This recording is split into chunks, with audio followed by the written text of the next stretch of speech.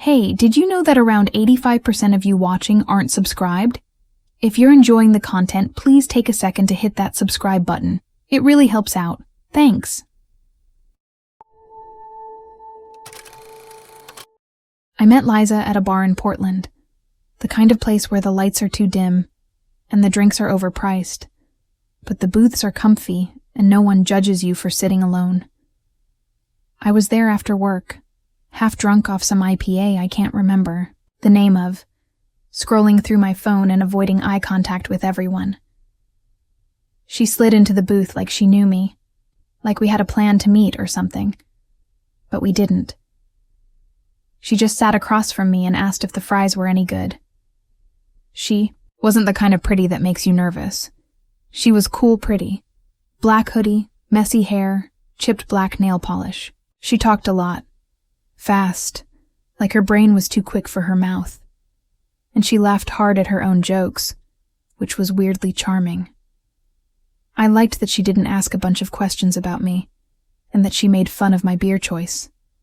I gave her my number without really thinking about it. We started hanging out a few days later.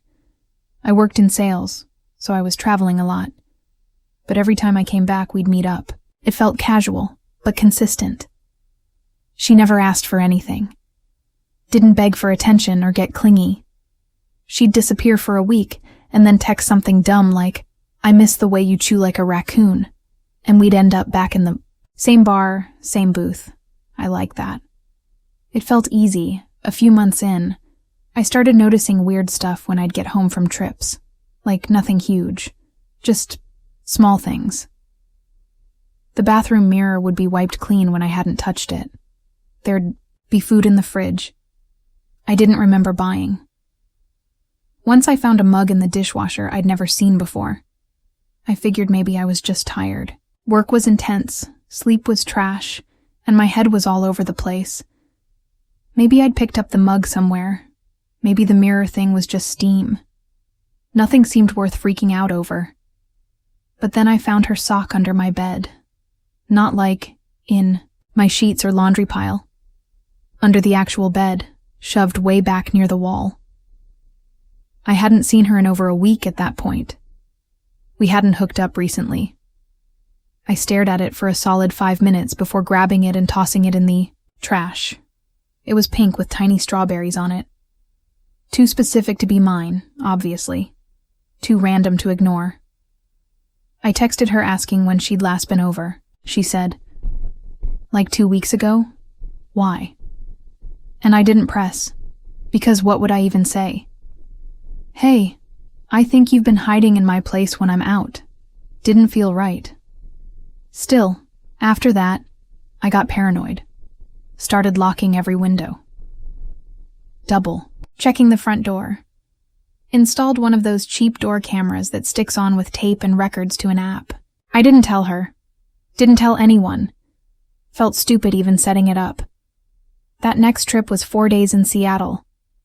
I left Tuesday morning, got back late Friday, and when I opened the door to my apartment, I swear it smelled different. Not bad, just off. Like someone else's detergent. The air felt like it wasn't mine. I checked the camera footage first thing, scrolled through clips of cars, neighbors, a package delivery. And then, Thursday night, right around 2 a.m., there she was, Liza, walking up to my front door.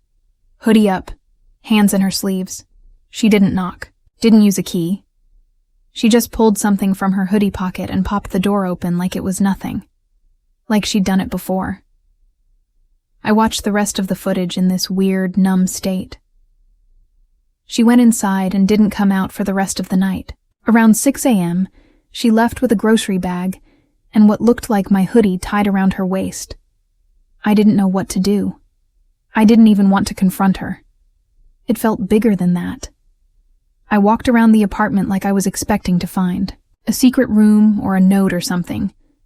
Instead, I found a pillow and blanket stuffed behind the couch, a toothbrush in the back of the cabinet, and an extra phone charger plugged in behind my nightstand. She had been living here.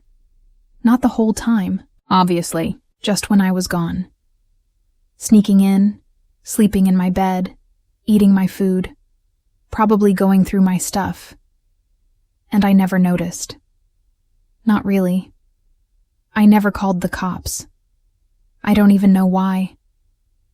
Part of me thought maybe she needed a place to stay. Maybe it was desperation. But then I found the journal. It was in my closet, tucked in the box with old shoes. Black cover, no name. Full of drawings. Not words, just pages and pages of pencil sketches of me sleeping. Me brushing my teeth. Me sitting on the couch. All done in this chaotic, scribbly style like she didn't care about realism. Just wanted to capture the vibe. Some of the drawings had hearts around them. Others were crossed out with big black X's. One page just had the word liar written over and over in different sizes until the paper ripped. That's when I knew it wasn't just a place to crash. It wasn't about needing shelter. It was something else. Something way more twisted. I changed the locks the next day, bought a real camera system, told my boss I needed time off. Didn't hear from her again. No texts, no calls, nothing. She vanished. Sometimes I think maybe she moved on, found someone else to crawl into, someone else's life to shadow.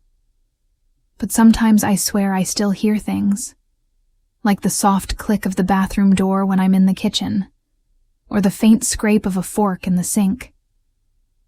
I've woken up twice, now with the blanket from the couch on top of me, even though I went to sleep in bed. But it's probably nothing. Probably.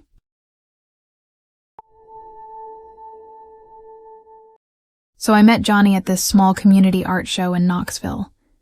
Not even a real gallery, just this makeshift thing in a warehouse near the train tracks. My friend knew the organizer, so we went to support and drink free boxed wine. Johnny was standing next to this sculpture that looked like a melted toaster glued to a fake skull. I remember him because he looked super out of place. Button-up shirt, clean shoes, way too polite. Said he worked in IT but liked to study people in his spare time, which I thought just meant people watching. It didn't, but I'll get to that. Anyway, we started dating like 2 weeks later. Not officially at first. He was sweet and awkward in a way that didn't feel fake, like he wasn't trying to impress me. He'd bring me weird snacks from random gas stations and ask me questions like what color I think smells the best. We didn't go out much, usually just stayed at my place or went for night walks behind the old shopping center where they tore down the movie theater. It was quiet out there, and he liked quiet. The first few months were kind of perfect. No weird jealousy, no red flags. He was actually good at listening, which sounds basic but is rare. I'd talk about work or random dreams I had, and he'd remember every detail. Once he showed up with a book about the weird 1800s sleep cycles I mentioned in passing like 2 weeks earlier. Stuff like that. Things only started to go weird after I let him house sit for me while I went to visit my cousin in Nashville. I was only gone 4 days, and he offered. Said he wanted a break from his roommate.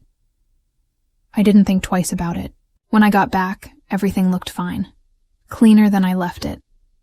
He even watered my plants, which no one ever does right. But when I went to take a shower, my nail clippers were gone. Not a big deal, but they were usually on the sink. I asked if he moved them, and he said yeah. He cleaned the bathroom and probably tossed them in a drawer. I found them later in the kitchen, which was weird, but I let it go. A couple weeks after that, I noticed my toenails looked weird. Like, uneven. I always cut them a certain way. I know how they're supposed to look. One night I was lying on the couch and saw that the right big toe had a chunk missing that I definitely didn't clip myself. I stared at it for way too long, thinking maybe I'd done it in a rush and forgot. But something about it felt off. Then I started noticing more things. Little things. My socks would be slightly stretched out like someone else wore them. A couple of my slippers were wet on the inside even though I hadn't used them. My bathroom trash would be empty in the morning when I hadn't taken it out. I didn't say anything yet. I just started paying closer attention. One night, I pretended to fall asleep on the couch. I left the bathroom light on, door open a crack. Around 3 a.m., I heard him get up. Quiet footsteps, like he was trying not to wake me. He went into the bathroom and stayed in there for a while. No toilet flush, no sink, just silence. Then the tiniest crinkle of a trash bag. I got up the next morning and checked the bin. Empty. Every time I clipped my nails, I'd toss them in there. I didn't think anyone even noticed that kind of stuff. Apparently he did. I didn't confront him. I just started snooping. Not proud of it, but at that point I felt like something was way off. One night while he was in the shower, I looked through his backpack. Just a charger, notebook, and a small zippered pouch. The pouch had allergy meds and this tiny key. I held on to the key. He lived with a roommate in this duplex near the river. Never invited me over. Said his roommate was a loud gamer and the place smelled like weed and hot sauce. When he left town one weekend to visit his mom, I used the key on his bedroom door. His roommate let me in, didn't ask questions. Just said, Johnny never locked his room unless he was gone. The room was cleaner than I expected. Bed made, no mess. But in the closet behind a stack of board games, I found this old shoebox. Inside it was a smaller jar, maybe the size of a coffee mug, filled with toenails. Some still had bits of tissue on them. I don't even know how to explain the feeling that came over me. It wasn't fear exactly. It was more like something inside me deflated, like a quiet collapse. He had labeled the jar. Masking tape on the lid. It said, hers. I didn't touch it. I put the box back, left the room exactly how I found it, and walked out like I was in a dream. I blocked his number that night and ghosted completely. Never told him why. He sent emails, a couple handwritten letters. The last one just said, I missed you more than you'll ever know. Nothing threatening, just sad and weird. Sometimes I wonder how long he'd been doing it. Like, did he save them every time I trimmed my nails and tossed them out? Did he go through the trash quietly at night, like a collector? And was it only mine? It's been over a year. I moved. Got a new number. New job. New everything. But sometimes, I'll be walking barefoot on my hardwood floor and get this weird thought that someone, somewhere, is still holding on to a piece of me in a little jar. Not out of love. Not even out of obsession, really.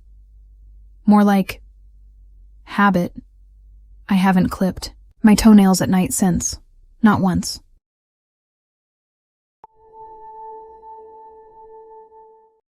I didn't even want to be in a relationship when I met Paige. That's the messed up part. I was on this whole solo grind thing, just out of a breakup, not looking for anything. But you know how it is. People show up when you're not searching. I met her through this dumb trivia night my buddy dragged me to. She was wearing a hoodie with a stain on it and still looked like she belonged in some commercial. She knew random stuff about Greek myths and fast food slogans, and when we won the round, she high-fived me and her hand was warm. It was dumb. It felt good. So yeah, we started hanging out. Slowly at first, like every 2 days, then every day. Then it was just a thing. She was always around. My apartment felt different with her there. More cluttered in a good way. She left her charger plugged in all the time, kept her favorite mug at my place, and my dog liked her more than he liked me. I thought that meant something. She met my dad around month 3. He lives like 20 minutes from me. We've always had a weird relationship. Not bad, just kind of tense. He's the kind of guy who always thinks he's the smartest person in the room. Calls himself old school, but mostly that means he doesn't listen to anyone. I only saw him once or twice a month, usually for lunch or to help him with his phone, because he refuses to learn anything past 2009. When he met Paige, he was all smiles, called her a firecracker, which I guess is his version of a compliment. I didn't think anything of it. First time something felt weird was at a cookout he had. Just a small one. Me, him, Paige, my cousin Josh, and 2 neighbors. It was chill until I came out of the kitchen and saw Paige and my dad laughing on the back deck. Nothing crazy, just laughing, but it felt different. Close. Too close. Like the kind of laugh where someone leans in and touches your arm for too long. I stood there for a second watching it, not knowing why I was so bothered. Maybe it was nothing. Probably was nothing. But then more little things started stacking up. She texted him about random stuff, like asking for chili recipes or advice on fixing her car. He called her by this weird nickname I'd never heard before, and she didn't even tell me about it until I overheard him say it on speaker. Sometimes she'd come back from errands and smell like his aftershave, which I only noticed because he's been using the same one for like 15 years. It all started to itch at me, like something under the skin you can't scratch. I tried to tell myself I was being paranoid, jealous, insecure. I brought it up once and she laughed it off, said I was being weird, that he was just friendly, that she felt bad for him being alone all the time. I wanted to believe her. I really did. Then came the night it all broke. I had to head out of town for 2 days to help a friend move. Wasn't even far, just to Nashville. I asked Paige if she wanted to come, but she said she had work stuff and couldn't miss it. Cool. No big deal. Except my friend bailed halfway through the trip and I ended up coming back early. I didn't tell anyone I was heading home that night. Just showed up around 10 p.m., tired and gross from the drive. When I pulled up, Paige's car wasn't outside my place, which was weird, since she usually stayed over on Thursdays. I figured maybe she went home for the night, but then I passed by my dad's house. His lights were on, and her car was in his driveway. I didn't even think. I pulled over, heart slamming like crazy, not even knowing what I was expecting. Maybe she dropped something off. Maybe she needed help with her brakes or some dumb excuse like that. I walked up to the house and looked through the side window, the one near his living room. Lights were on, TV was low, and they were sitting there on the couch. Close. Too close. Not watching the TV. He had his hand on her thigh and she was smiling at him like he was the answer to some question she'd been asking for years. I didn't go in. I couldn't. I just stood there, staring, stuck in whatever that emotion is. Between rage and heartbreak, I didn't even cry. I just felt this numb, hollow buzzing in my chest, like the air went bad and I couldn't breathe it anymore. I backed away and drove home in silence. She texted me an hour later, said she missed me, asked if the trip went okay. I never answered. I didn't say anything to her. Didn't say anything to him either. What was I even supposed to say? Thanks for stealing my girlfriend. Or hope it was worth destroying everything. I blocked both of them. Moved a few months later. Different city. New job. I don't talk about it much. No one believes it when I tell them anyway. Sounds like some sick soap opera thing. Like it's too weird to be real. But it was real. She sat across from me at dinner and told me I was the best thing that happened to her. And then she was wrapped around my dad, like I was just a stepping stone to get to him. I don't know if they're still together. I don't check. I don't want to know. All I know is that sometimes, late at night, I still picture them on that couch laughing like I never existed, and that image has never left me. Not once.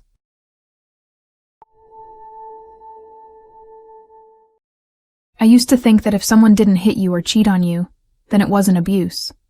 Like if they didn't scream in your face or slam doors or punch holes in the wall, then it didn't count.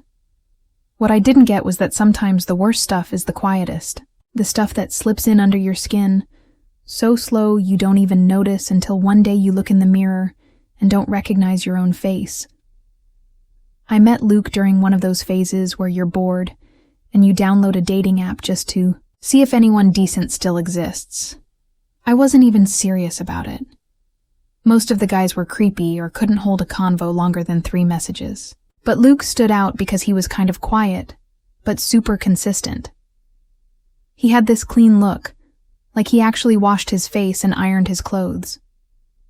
His profile said he liked hiking, graphic design, and movies that make you feel weird after watching. I was into it. Our first date was chill. Coffee shop.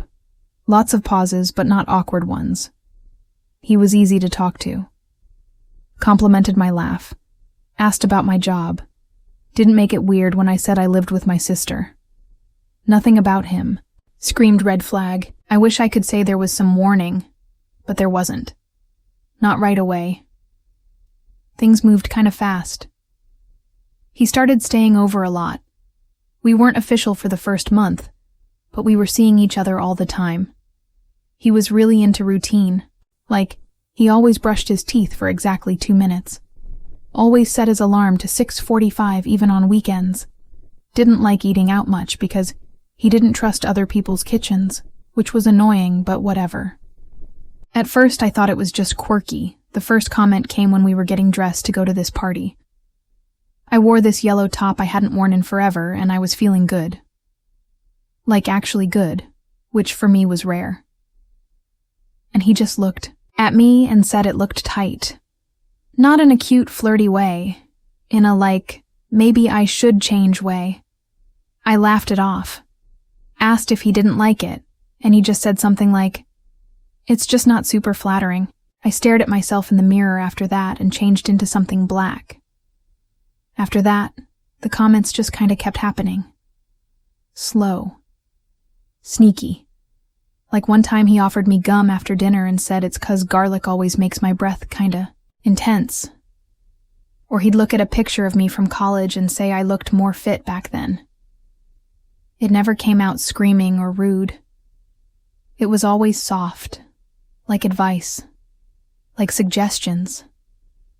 I started second-guessing everything I wore. Everything I said, everything I ate.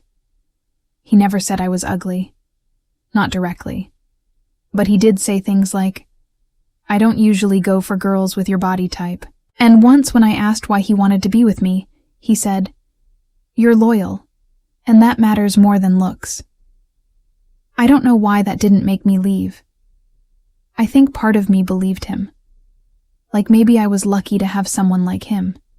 He was smart, had a job, seemed put together, and I'd never had a guy take me seriously for that long. I kept thinking, if I could just lose a few pounds, maybe he'd want me more. If I could be a little cooler, a little quieter, a little prettier, he'd treat me better. Then came the worst night. We were at his apartment, and he thought I was asleep. I had my eyes closed on the couch while he was in the kitchen talking on the phone. I only heard one side of it, but it was enough. He was talking to one of his friends, laughing, sounding relaxed in a way he never did with me.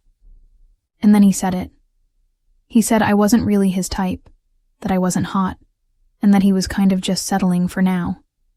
He said he could definitely do better if he tried, but I was low maintenance and nice to have around. I just laid there frozen, like literally couldn't move. Every word felt like it was peeling something off of me. It was weird because I wasn't crying or angry. It was just this dull, cold thing settling into my stomach. I stayed there pretending to be asleep until he hung up and sat back down near me. He even pulled a blanket over me and whispered goodnight like he hadn't just said I was a placeholder. I left the next morning. Told him I had errands and just never went back. He tried texting me a few times after that. Nothing dramatic, just asking what was up. Then when I didn't reply, he started posting stuff online about how girls are sensitive and can't handle honesty. Whatever. The hardest part wasn't leaving. It was rebuilding all the stuff he quietly broke without me noticing. Like I'd go to buy a shirt and immediately think, would this make me look huge? Or I'd catch myself checking my breath every hour. I even started doubting if I remembered. The phone call, right? Even though I know I heard every word. I told one of my friends about it a few months later, and she looked at me like I'd said something out of a movie. But this stuff happens all the time. It's not dramatic. It's not loud. Sometimes it's just a quiet war inside your head that someone else starts and makes you fight alone. I don't think he ever cared about me. Not really. I think he just liked having someone he felt above. Someone who wouldn't argue. Someone who'd believe him when he said he was the best I could do.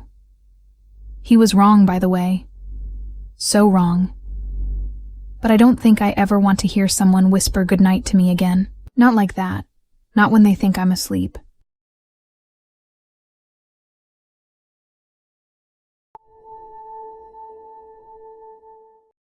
I probably should have known things were off when Mindy got mad the first time I didn't text back in like 10 minutes. But I was working. Literally just trying to finish a report and didn't have my phone next to me. When I checked it, I had 7 texts and 2 missed calls. One of them just said, "Wow." She said it was fine after, just that she gets anxious. Which, yeah. Same, so I let it go. We'd met through a mutual friend at a bowling night. She wore a hoodie with holes in the sleeves and beat everyone by like 50 points. And for some reason that made me interested. I think she had this mix of intense and flirty that made it feel like she actually saw me. Like, not in a, "Hey, you're hot" way. More like she paid attention. Remembered little things. Texted me goodnight with some dumb inside joke. I liked it. At first, we started dating a few weeks in. At the time, it felt fun, quick, exciting. She always wanted to hang out, always texting me, calling me. It felt like someone actually gave a crap. I thought maybe I finally found someone who wanted me for me, but that feeling disappeared real fast. It started small. Little comments about girls I worked with. She'd ask their names like it was casual, then bring them up later like I'd mentioned them too much. Even if I'd only said their name, once. Then she'd scroll through the comments on my photos and point out anyone who liked them more than once. Said girls don't just like posts for no reason. That if someone liked 3 pics in a row, it meant something. I laughed it off. Said people just scroll. She didn't laugh. Then she started accusing me of staring at other girls. Like full on. Arguments over nothing. We'd be walking past a restaurant and she'd snap and ask why I was looking at the waitress. I literally didn't even see the waitress. One time we were in line at the grocery store and she asked me what I thought of the girl in front of us. I said, "Who?" And she got so quiet it was worse than yelling. She started showing up to my work randomly. Just dropping by with snacks or coffee. The first time was kinda sweet. Second time was weird. Third time she showed up twice in one day, and I asked her not to come anymore because my manager was noticing. She said she just missed me, but the way she said it felt heavy, like she was trying not to lose it. One night we were watching a movie and my phone buzzed. It was a group chat about fantasy football. She asked who it was, I told her, and she asked why I turned my phone, face down after. I hadn't even realized I did. But she stared at me like she caught me doing something disgusting. That night she didn't kiss me goodbye. Just left. Blocked me for 6 hours, and then unblocked me to say she overreacted. Then came the day everything actually blew up. I work at this office downtown. Nothing glamorous. Just cubicles, awkward birthday cakes, and meetings that could have been emails. There's this woman there named Carla. She's 52, always wears these loud flower shirts, brings in weird homemade pickles, and talks about her cats like they're people. Literally the sweetest lady ever. Never even had a real convo with her, outside of good morning, and do you want a slice of this cake? Anyway, it was a normal Tuesday. I was typing up a report, headphones in, trying to get through the day. And then someone yanked my earbuds out and slammed their hand on my desk. I turned, and there she was. Mindy. Eyes wide, breathing hard, wearing pajama pants and a jacket that wasn't even zipped up. hair all over the place. She looked like she ran there. Before I could say anything, she started yelling. Not screaming exactly, but loud enough for everyone to hear.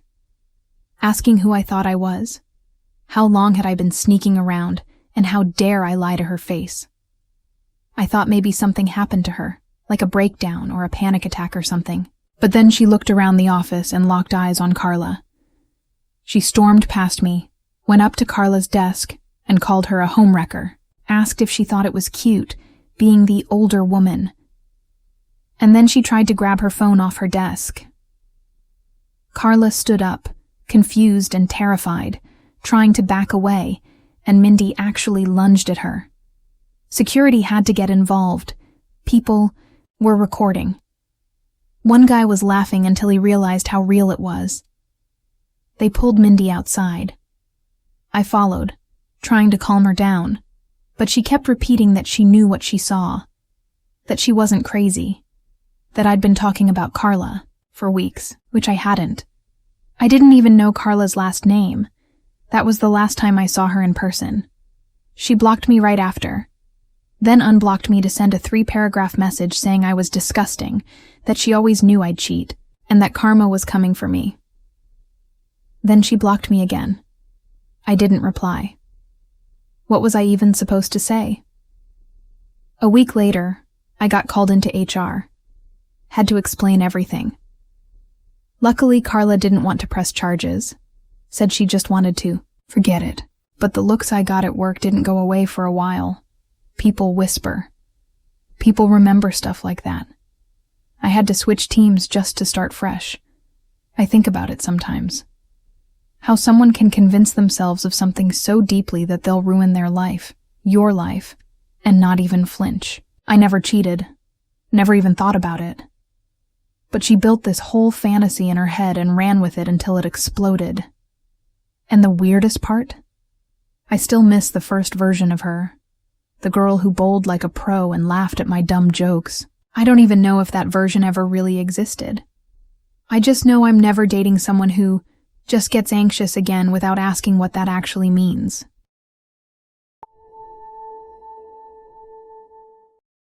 I still get random people asking me if I've heard from him.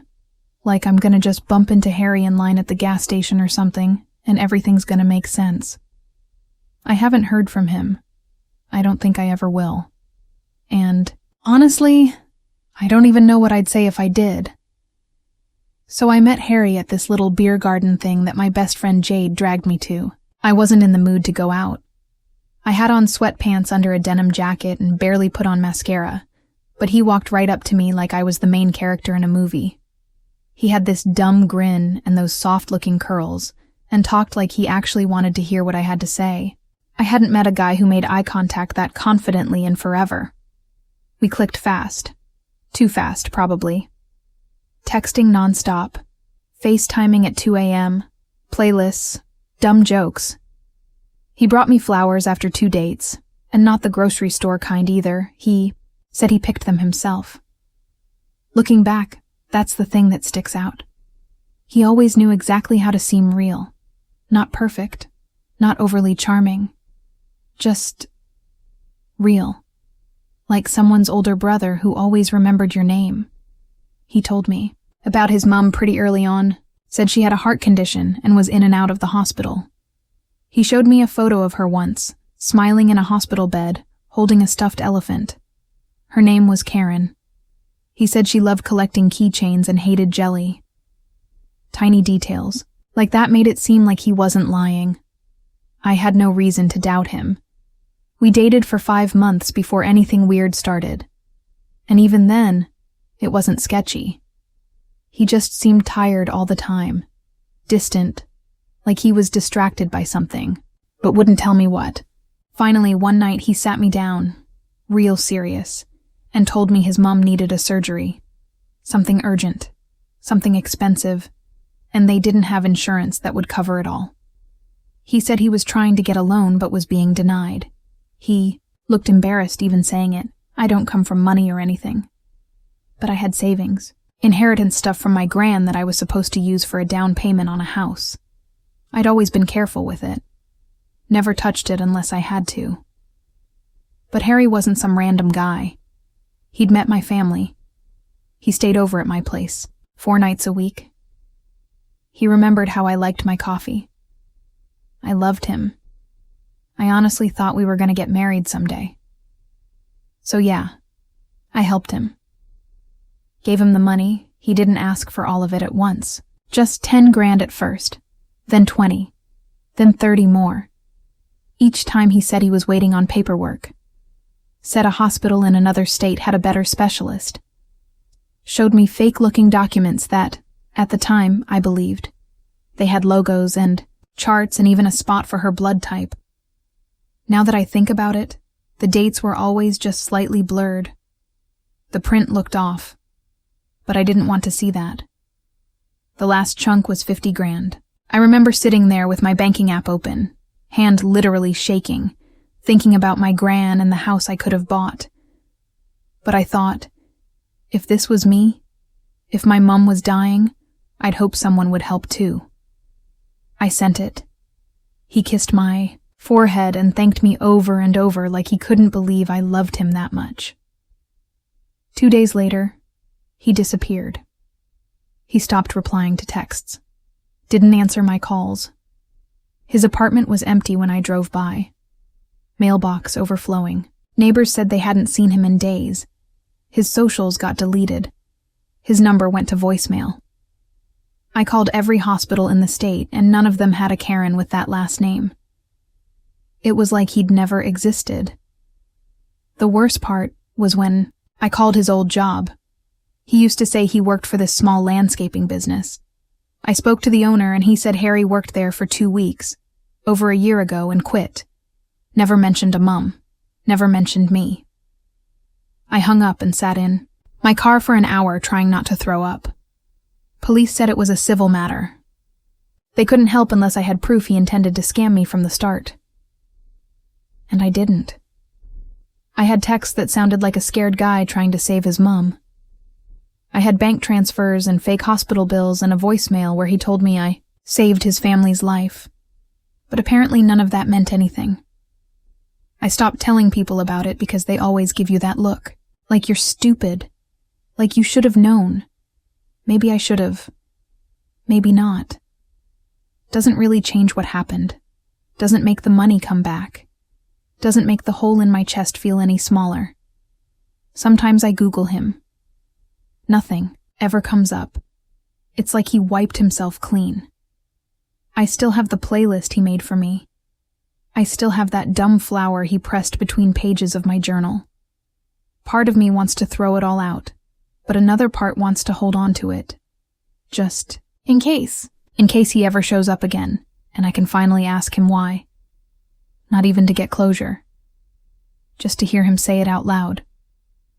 I don't think he'll ever show up, though.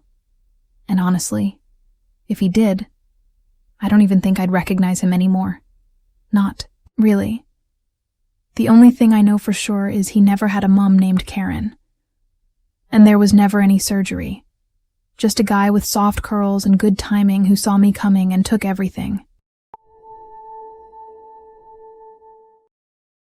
I still get random people asking me if I've heard from him. Like I'm gonna just bump into Harry in line at the gas station or something, and everything's gonna make sense. I haven't heard from him. I don't think I ever will. And honestly, I don't even know what I'd say if I did. So I met Harry at this little beer garden thing that my best friend Jade dragged me to. I wasn't in the mood to go out. I had on sweatpants under a denim jacket and barely put on mascara. But he walked right up to me like I was the main character in a movie. He had this dumb grin and those soft-looking curls and talked like he actually wanted to hear what I had to say. I hadn't met a guy who made eye contact that confidently in forever. We clicked fast. Too fast, probably. Texting nonstop. FaceTiming at 2 a.m. Playlists. Dumb jokes. He brought me flowers after 2 dates, and not the grocery store kind either. He said he picked them himself. Looking back, that's the thing that sticks out. He always knew exactly how to seem real. Not perfect. Not overly charming. Just real. like someone's older brother who always remembered your name. He told me about his mom pretty early on, said she had a heart condition and was in and out of the hospital. He showed me a photo of her once, smiling in a hospital bed, holding a stuffed elephant. Her name was Karen. He said she loved collecting keychains and hated jelly. Tiny details, like that made it seem like he wasn't lying. I had no reason to doubt him. We dated for 5 months before anything weird started. And even then, it wasn't sketchy. He just seemed tired all the time. Distant. Like he was distracted by something, but wouldn't tell me what. Finally, one night he sat me down, real serious, and told me his mom needed a surgery. Something urgent, something expensive, and they didn't have insurance that would cover it all. He said he was trying to get a loan, but was being denied. He looked embarrassed even saying it. I don't come from money or anything, but I had savings, inheritance stuff from my gran that I was supposed to use for a down payment on a house. I'd always been careful with it. Never touched it unless I had to. But Harry wasn't some random guy. He'd met my family. He stayed over at my place, 4 nights a week. He remembered how I liked my coffee. I loved him. I honestly thought we were going to get married someday. So yeah, I helped him. Gave him the money. He didn't ask for all of it at once, just 10 grand at first. Then 20. Then 30 more. Each time he said he was waiting on paperwork. Said a hospital in another state had a better specialist. Showed me fake-looking documents that at the time I believed. They had logos and charts and even a spot for her blood type. Now that I think about it, the dates were always just slightly blurred. The print looked off. But I didn't want to see that. The last chunk was 50 grand. I remember sitting there with my banking app open, hand literally shaking, thinking about my gran and the house I could have bought. But I thought, if this was me, if my mum was dying, I'd hope someone would help too. I sent it. He kissed my forehead and thanked me over and over like he couldn't believe I loved him that much. 2 days later, he disappeared. He stopped replying to texts. Didn't answer my calls. His apartment was empty when I drove by. Mailbox overflowing. Neighbors said they hadn't seen him in days. His socials got deleted. His number went to voicemail. I called every hospital in the state, and none of them had a Karen with that last name. It was like he'd never existed. Police said it was a civil matter. They couldn't help unless I had proof he intended to scam me from the start.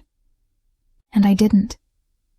I had texts that sounded like a scared guy trying to save his mum. I had bank transfers and fake hospital bills and a voicemail where he told me I saved his family's life. But apparently none of that meant anything. I stopped telling people about it because they always give you that look. Like you're stupid, like you should have known. Maybe I should have. Maybe not. Doesn't really change what happened. Doesn't make the money come back. Doesn't make the hole in my chest feel any smaller. Sometimes I Google him. Nothing ever comes up. It's like he wiped himself clean. I still have the playlist he made for me. I still have that dumb flower he pressed between pages of my journal. Part of me wants to throw it all out, but another part wants to hold on to it, just in case he ever shows up again, and I can finally ask him why. Not even to get closure, just to hear him say it out loud. I don't think he'll ever show up, though. And honestly, if he did, I don't even think I'd recognize him anymore. Not, really. The only thing I know for sure is he never had a mum named Karen. And there was never any surgery. Just a guy with soft curls and good timing who saw me coming and took everything.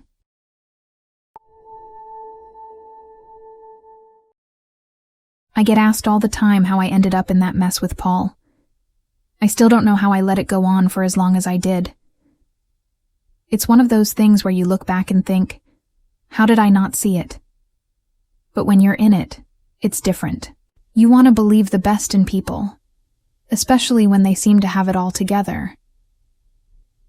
I met Paul through a friend of a friend. He was charming, well-spoken, and had this air of confidence that made him stand out. He told me he was a businessman, that he owned a few companies, and that he was always traveling for work. He had the lifestyle to match. Nice clothes, a sleek car, and a phone that never seemed to stop buzzing. At first, I thought he was just busy, you know? Successful people are always on the move. The way he carried himself made me think he was someone who had everything figured out, and I admired that about him. We started dating and things moved quickly. We clicked instantly.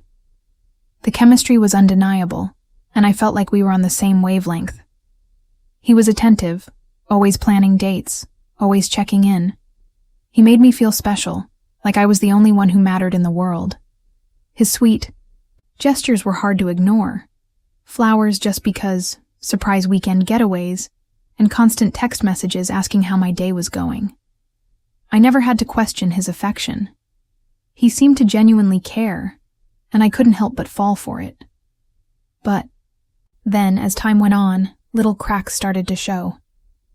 At first, I brushed them off as minor things. You know, nothing major, just quirks that everyone has, right? It started with the questions. Whenever I asked about his work, he'd get defensive or worse, shut me down. He'd say things like, "You wouldn't understand," or "I'm really busy. Can we talk about something else?" He'd change the subject, distract me with something else, or try to make me feel guilty for asking too much. It was always a bit of a red flag, but I convinced myself that maybe I was overthinking it. After all, maybe his job really was that demanding. And there was always the secrecy. He'd disappear for hours, sometimes days, with no explanation. When he came back, he'd act like nothing had happened, like it was normal to just vanish. I'd ask where he went, and he'd shrug, telling me it was work stuff, that he couldn't talk about it. But something inside me started to churn, a feeling that he was hiding something. I tried to brush it off. Maybe he was just private. Maybe he had a complicated life, and I was just a part of it that didn't need to know everything. But deep down, I knew something wasn't right. There was something off about the whole situation. Still, I stayed.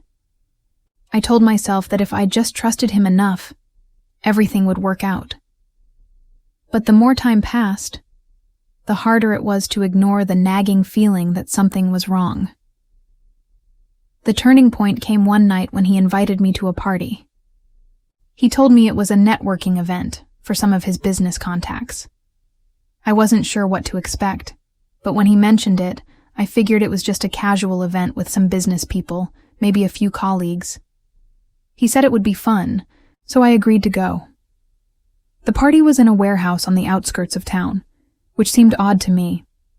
I would have expected something a bit more upscale for a businessman. But I trusted him, so I brushed it off as just one of those quirky things. He did. When we arrived, I immediately felt uneasy.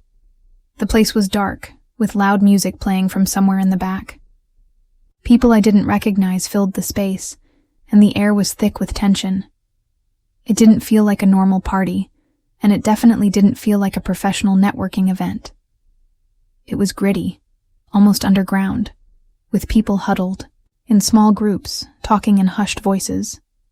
Paul seemed different too. He wasn't acting like himself. His usual confidence was replaced with something more guarded. He looked uncomfortable, always checking his phone, looking over his shoulder like he was expecting someone. He introduced me to a few people, but I could tell he wasn't really connecting with them. He kept his distance, and his eyes kept darting around as if he were waiting for something, or someone. Then it happened.